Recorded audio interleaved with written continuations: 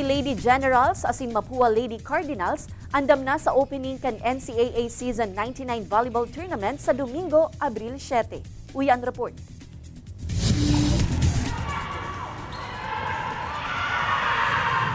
Naglalaw man EAC Lady Generals na sa maabot na season 99, dagos-dagos ang paglaog ninda sa Final Four kan NCAA Women's Volleyball Tournament. So pinaghandaan po namin yung season na to.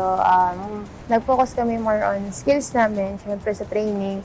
Tapos nag-focus din kami on how to be consistent pagdating sa game. And lalo, paano kami magiging efficient. Yung efficiency namin, yun yung pinakamahirap sa team. Kahit sino, yan ang lagi naming wino-workout. Kasi sa bagong mga bata, sa mga bagong players, siyempre yung system napakahirap kunin and we work out talaga sa system, sa efficiency ng system. Sa ibong nalado, plano man kan Mapua Lady Cardinals na mapalangkaw pa sa indang pwesto sa team standings kan season 98. Itong season na to medyo may pressure sa amin kasi yun na nga, pumasok kami sa Final Four last season, so we aiming for higher place this year. Since marami rin pong nawala sa amin from last season, 5 rin po yung seniors na nawala. Sobrang laking adjustment din po yung ginawa namin sa team.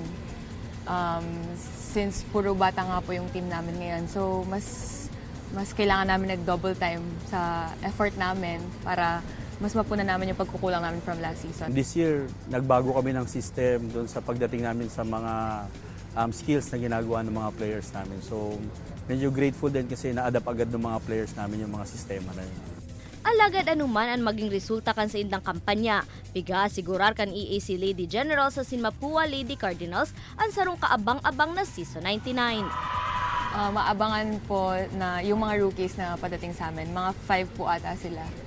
And aabangan po talaga sila kasi I'm proud to say na palaban po yung mga rookies namin this season. And hindi po kami nahirapan mag-guide sa kanila.